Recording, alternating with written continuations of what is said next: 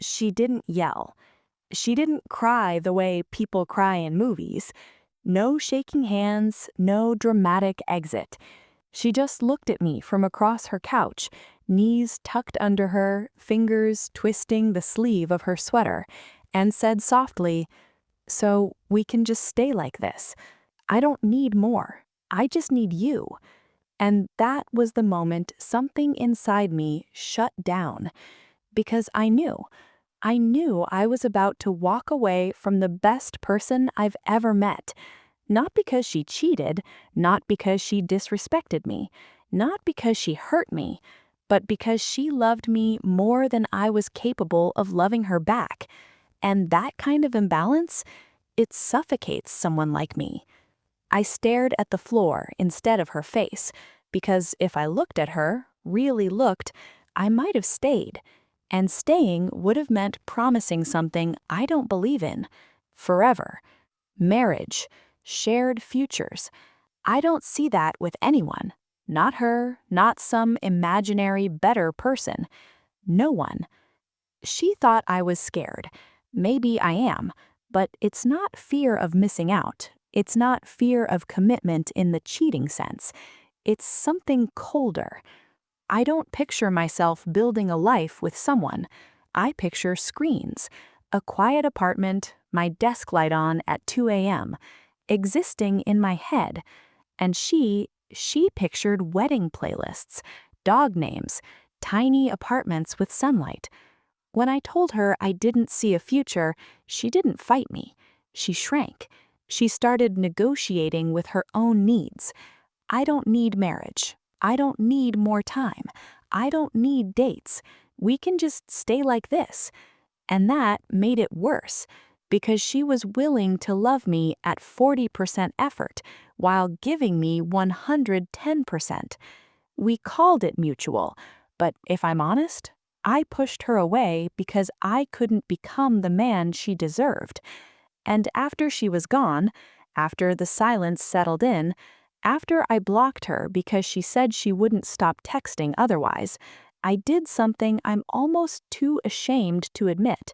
Instead of healing, instead of grieving, I trained a machine learning model on 500,000 of our messages, 5 straight days, no sleep, just to make a version of her talk to me again.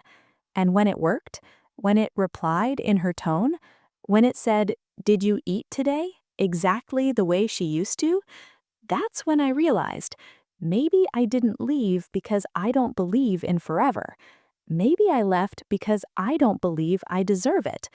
And that realization, it's heavier than the breakup ever was. If you've ever walked away from someone who loved you better than you loved yourself, if you've ever convinced yourself you were doing the right thing while your chest felt hollow, if you've ever chosen solitude because intimacy felt overwhelming, you're not alone here. On this channel, we tell the stories people are too afraid to say out loud, the confessions, the self-sabotage, the moments where you realized you weren't the victim, you were the problem. If heartbreak has ever forced you to confront who you really are, subscribe to the Breakup Stories.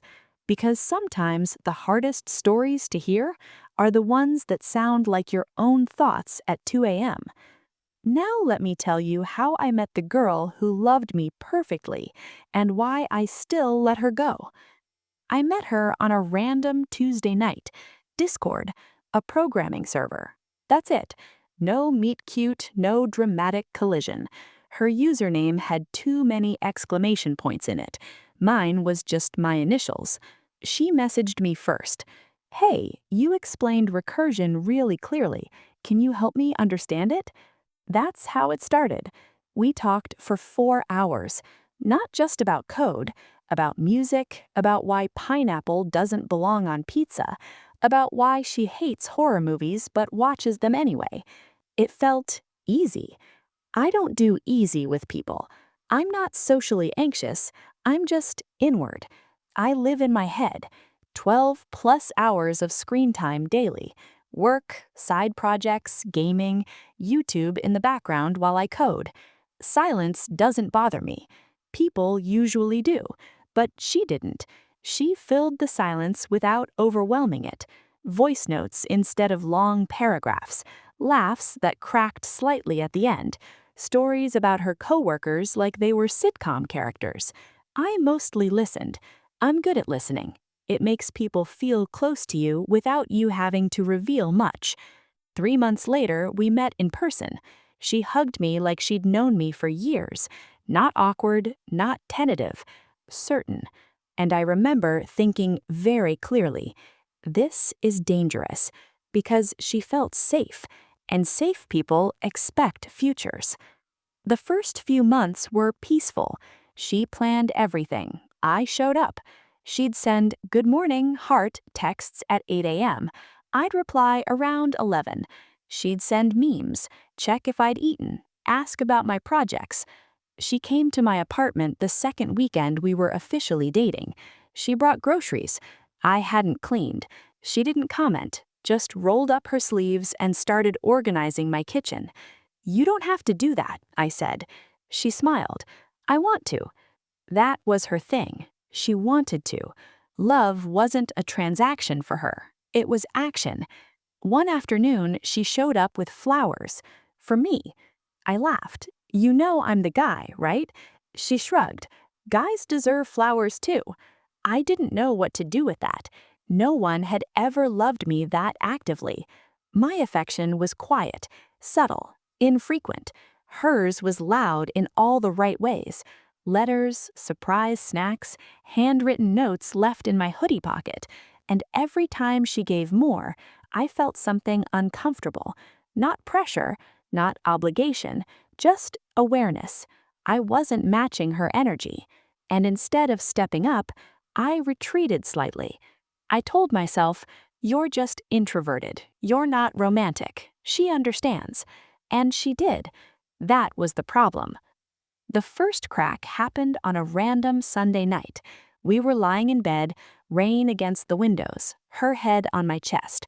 She traced circles on my arm and asked casually, "Where do you see yourself in 5 years?" I said, "Probably here. Better job, better PC." She laughed. "And relationship-wise?" Silence. I didn't panic, I just didn't have an answer. "I don't really think that far ahead." She shifted slightly. "Like you don't see yourself getting married?" I stared at the ceiling. "I don't see myself getting married to anyone." She went quiet. Not angry, not dramatic, just processing.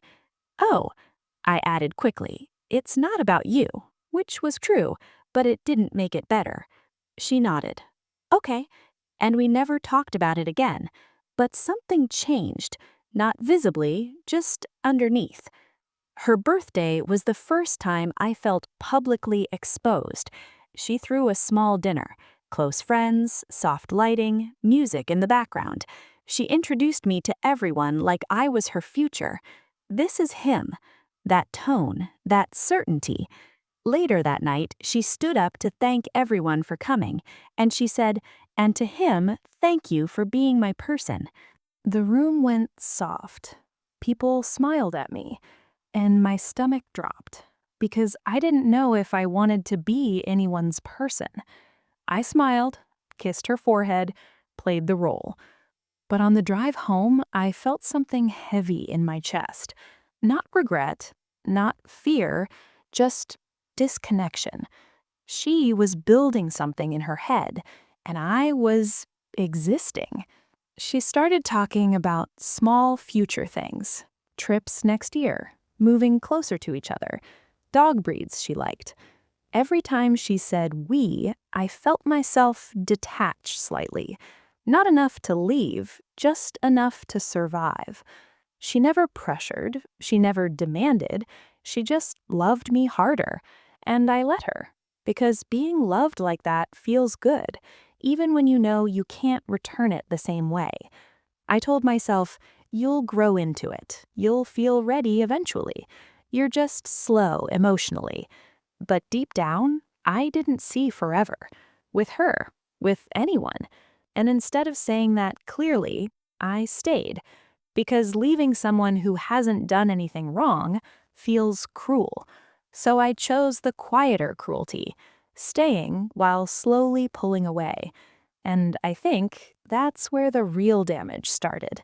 It didn't fall apart all at once. That would have been easier. Instead, it unraveled quietly, like thread pulling from a sweater you still keep wearing. At first, the only difference was response time. She'd text, "Good morning, did you sleep okay?" And I'd see it, I just wouldn't answer. Not because I was mad, not because I didn't care, I just didn't feel urgency. There was always something else, a task, a video, a project, a notification that felt easier to respond to. By the time I answered, hours had passed. She never complained. That made it worse. She'd just reply, "It's okay, I know you're busy." Busy. I wasn't busy. I was avoiding. The more she leaned in, the more I leaned back. Not dramatically, just slightly. She'd ask, "Can we do dinner Friday?" I'd say, "I might be tired." She'd say, "Okay, we can stay in." I'd say, "Let's see." She started adjusting to my indifference, and watching someone shrink themselves for you, it does something ugly to your conscience. Her friends noticed before she did. We were at a small get-together one night. Nothing crazy, just wine and a board game. I stepped into the kitchen to grab water and overheard her friend whisper, "Does he even like you?" There was no anger in her voice, just concern. And my girlfriend, my perfect, patient girlfriend, said quietly, "He's just introverted. He loves differently." I stood there holding a glass, feeling exposed, because she wasn't wrong, but she wasn't right either. Loving differently is one thing, not loving enough is another, and I was starting to realize which category I was in. The first real argument didn't sound like an argument. It sounded like a question. We were in my apartment. She was sitting cross-legged on the floor, scrolling through something on her phone. "Can I ask you something?" she said. "Yeah." "Do you feel excited about us?" I didn't look up from my laptop. "What do you mean?" "Like, when you think about the future, do you feel excited?" Silence stretched. I could have lied, said yes, made it easier. But I don't lie well. "I just don't think about it," I said. She blinked slowly. "Not at all?" "I just live day to day." That's when she said it. "Sometimes I feel like I love you more than you love me." I finally looked at her. She wasn't angry, she was scared. And I did what avoidant people do best. I minimized. "That's just in your head." Her face shifted. Not hurt, not yet. Just confused. "I don't think it is." I sighed. "You're overthinking." Gaslighting doesn't always sound cruel. Sometimes it sounds tired, dismissive, rational. But I saw it land. I saw her pull back slightly. And instead of apologizing, I felt relief. Because if she doubted herself, she'd stop asking. And if she stopped asking, I wouldn't have to confront the truth. Weeks passed. She started becoming smaller in subtle ways. She stopped asking about 5-year plans, stopped mentioning marriage, stopped saying when we. Instead, she said if we. And every time she adjusted downward, I felt like I was winning something I didn't want to win. One night, she showed me a Pinterest board. It was full of wedding aesthetics, muted colors, outdoor venues, simple dresses. She laughed awkwardly. "It's just ideas. I made it years ago." I nodded. Didn't ask questions, didn't engage. She closed the app quickly. And I knew. She'd started hiding parts of herself because I didn't make space for them. The text that ended everything came on a Tuesday at 11:47 p.m. I remember the time because I stared at it for almost an hour. It was long, longer than anything she'd ever sent. "I've been trying to ignore this feeling, but I can't anymore. I love you so much, and sometimes that feels terrifying because I don't know if you feel the same depth. I don't need you to be someone you're not. I just need to know if you're choosing me the way I'm choosing you." I read it 3 times. My chest didn't tighten. I didn't panic. I just felt exposed because she'd finally said the thing I'd been avoiding: choosing. Love isn't passive, it's active, and I wasn't actively choosing her. I was staying because she was good, comfortable, safe. She deserved enthusiasm, certainty. I was giving her neutrality, and neutrality kills slowly. I called her the next day. "Can we talk in person?" she asked. So I drove over. The air felt heavier than usual. She made tea. Her hands were steady. Mine weren't. We sat on her couch, the same couch where she'd curled up against me 100 times, and she asked quietly, "Are you in this?" That was it. No yelling, no drama, just clarity, and something inside me finally stopped pretending. "I don't see a future," I said. Her eyes searched my face. "With me?" I swallowed. "Not with anyone." That was my truth, but it sounded like rejection anyway. She inhaled slowly. "So what does that mean?" "It means I don't think I can give you what you want." She shook her head. "I don't need more. We can stay like this." That sentence hurt more than anything else, because she was offering to lower her standards for me. I ran my hands over my face. "You shouldn't have to shrink your future." She leaned forward. "I'm not shrinking. I'm choosing you." There it was again, choosing. I couldn't say it back, not fully, not honestly. Hours passed, back and forth, tears in her eyes, but never spilling dramatically, just gathering. I felt like a villain in a story where no one had done anything wrong. Finally, I said it. "You deserve someone who's sure." Her voice cracked. "I am sure." That broke something in me, because she was offering forever, and I felt nothing but resistance. Not because she wasn't enough, because permanence suffocated me. Eventually, she nodded slowly. "If you're not choosing me, I can't force you." We called it mutual, but the imbalance was obvious. I left her apartment feeling hollow, not devastated, just empty, like I'd removed something necessary but painful. The days after were strange. No dramatic collapse, no sobbing, just quiet. She kept texting. Small things. "Did you eat? I miss you." I know we said space, but I answered at first. Short replies. Polite. That only made it harder for her. One night she sent, "I can't stop reaching for you. If you don't block me, I won't stop." I stared at that message in the dark. That was the most self-aware thing she'd ever said, and it destroyed me, because she was asking me to protect her from herself. So I blocked her, immediately. No warning, no countdown, just silence. And that's when it hit. Not love, not regret, loneliness, the kind that hums in your ears.